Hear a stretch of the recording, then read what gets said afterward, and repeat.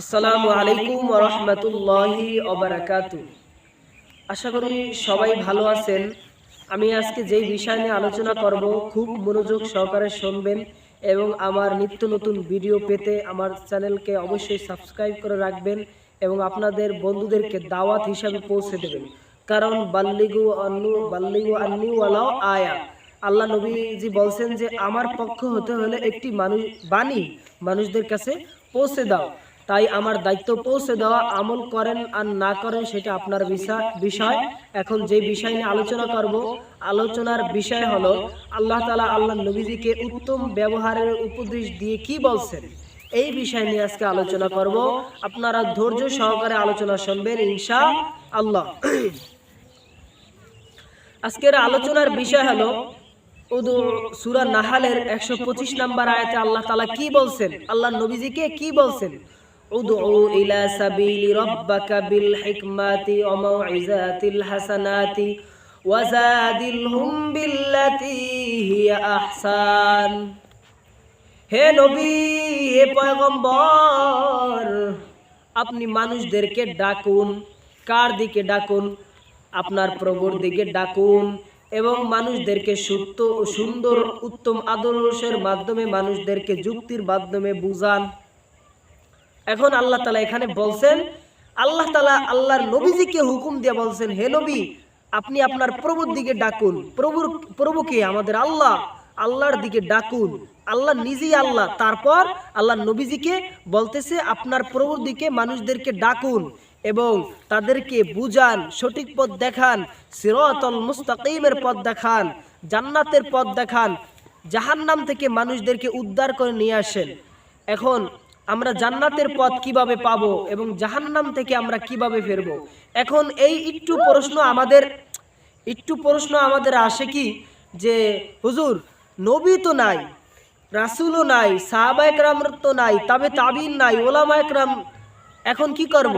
আল্লাহ তাআলার নবী পয়গম্বর তিনি উলামায়ে কেরামদেরকে তার ওয়ারিস বানিয়ে গিয়েছেন। ইন্নাল উলামাউ ওয়ারাসাতুল আম্বিয়া, উলামায়ে কেরাম হলো নবীর ওয়ারিস। কারণ আল্লাহ তাআলা নবী বলছেন, কেউ যদি উলামায়ে কেরামের সাথে খানা খায় সে যেন নবীর সাথে খানা খাইছে, কেউ যদি উলামায়ে কেরামের সাথে হাত মোসাফা করছে সে নবীজির সাথে হাত মোসাফা করছে, কেউ উলামায়ে কেরামের সাথে কোলাকুলি করছে সে স্বয়ং নবীর সাথে কোলাকুলি করছে। সুবহানাল্লাহ। কারণ নবীজি পথ দেখায় গেছেন কিভাবে তুমি সঠিক পথে চলবা। তো এখন আল্লাহ তাআলা আল্লাহ নবীজিকে যেই আদেশ দিয়ে বলছেন যে হে নবী, আপনি আপনার প্রভুর দিকে মানুষদেরকে ডাকুন সুন্দর উত্তম আদর্শের মাধ্যমে। কিভাবে? মানুষদেরকে নামাজের দিকে ডাকুন, রোজার দিকে ডাকুন, হজের দিকে ডাকুন, আহ্বান করুন মানুষদেরকে যুক্তির মাধ্যমে, গালির মাধ্যমে নয়।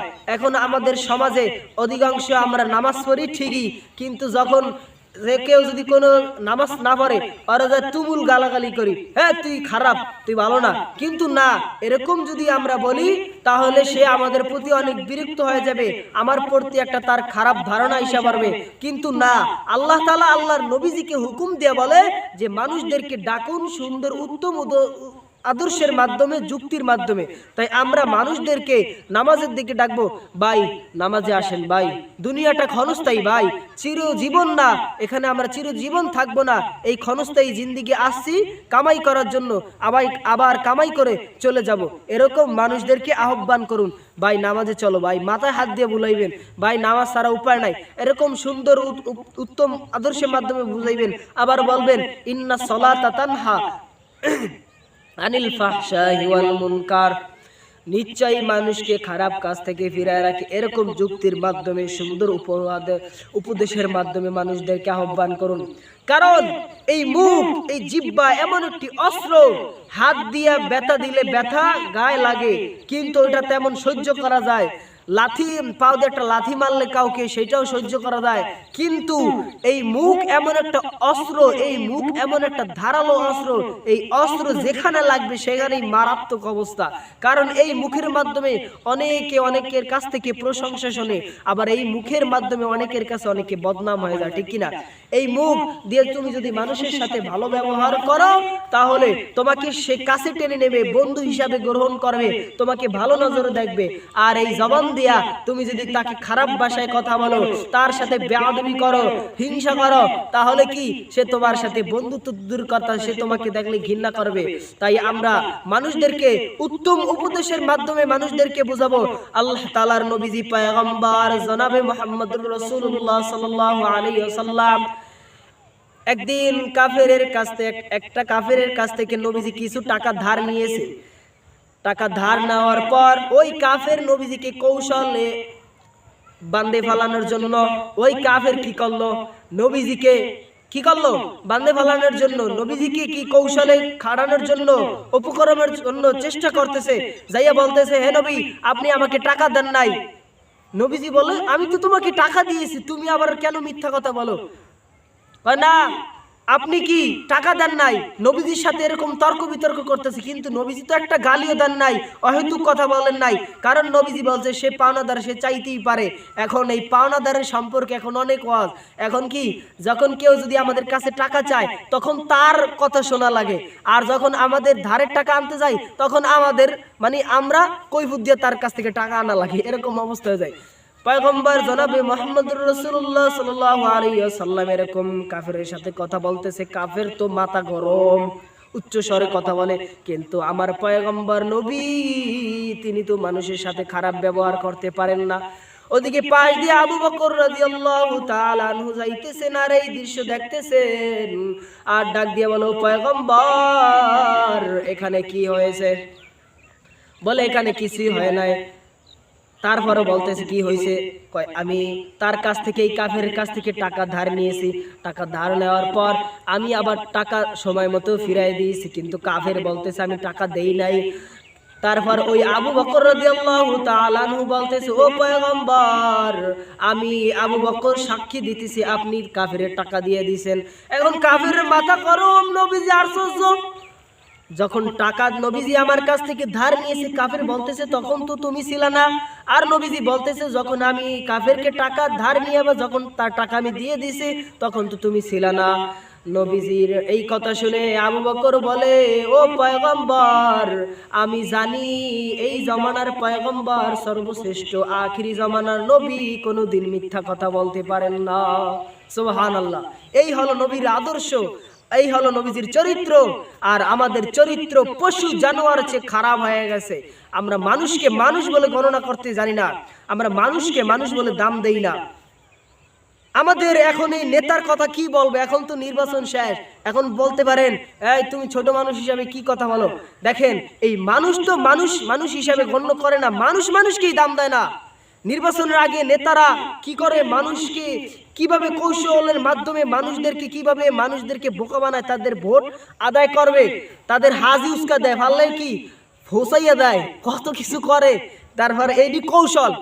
তারপর কি, অনেক নেতারা কুকুরের সাথে ছবি তুলতে মহব্বত করে, বিড়ালের সাথে ছবি তুলতে মহব্বত করে, কিন্তু নেতারা আমাদের গরিব দুঃখী মানুষের সাথে কাঁধে কাঁধে হাত দিয়া ছবি তুলতে তারা দীর্ঘ দেয়, লজ্জাবোধ করে, ঠিক কিনা? তাই আমাদের সমাজ কিভাবে উন্নতি হবে? আর যখন গরিবদের কাছ থেকে ভোট আদায় হয়ে যায়, ভোট টোট নিয়া তারপর গরিবের পেটে লাথি মারে নির্বাচনের পর। আমরা নেতা নির্বাচন করতে আমরা ভুল করছি, আমাদের দুর্ভাগ্য। আমরা কি ওই জাতি বাঙালি মুসলমান, কথায় আছে যে নির্বাচনের আগে তুমি বাথরুমের থেকে কিছু 100 গ্রাম পায়খানা খাইও। এখন হাসিন না কথা শোনা যায়, নির্বাচনের আগে তুমি 100 গ্রাম পায়খানা খাইও, তারপরেও তুমি কি নির্বাচনের আগে এত টাকা খায় না? কেমনে বাঙালি মানুষদেরকে বুঝাইলে আর বুঝবে? তাই যেই কথা বলা ধরছি, আল্লাহ তাআলা আল্লাহ নবীজিকে বলছেন যে উত্তম আদর্শের মাধ্যমে মানুষদেরকে আহ্বান করুন। আমরা মানুষদেরকে আহ্বান করব, উত্তম আদর্শের মাধ্যমে মানুষদেরকে ডাকবো, সৎপথে ডাকবো। দেখবেন আল্লাহ কবুল না করুক, আস্তে আস্তে মানুষ পরিবর্তন হবে। যদি নামাজে না আসে, তারপরে তো আমি সব থেকে মাহরুম হব না।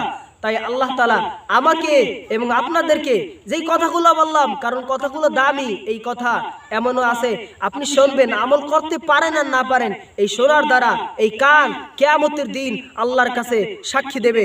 যখন এই মুখ যখন মোহর মেরে দেওয়া হবে, এই পা আপনার বিরুদ্ধে সাক্ষী দেবে, আপনার পক্ষে সাক্ষী দেবে।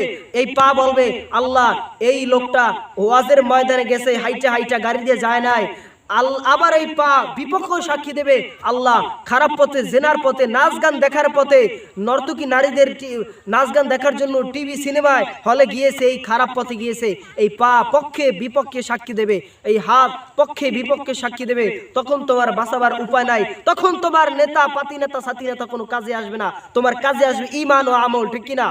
তাই আমরা ঈমান ও আমলকে মজবুত করব এবং আমরা যার সাথে যার মহব্বত তার সাথে তার কিয়ামত। আমরা এমন একজনকে নেতা মানবো যে রসুলের আদর্শ অনুযায়ী চলার চেষ্টা করে, যাকে দেখলে আল্লাহ এবং আল্লাহর আখিরাতের কথা মনে হয়, তাদের আদর্শ আমরা মেনে চলবো, তাদের অনুসরণ করব, নবীজির আদর্শ অনুযায়ী আমরা আমাদের জীবনকে চালাইবো ইনশাআল্লাহ। তারা যদি ক্ষমতা যাইতে পারে আর না পারে কোনো আফসোস নাই।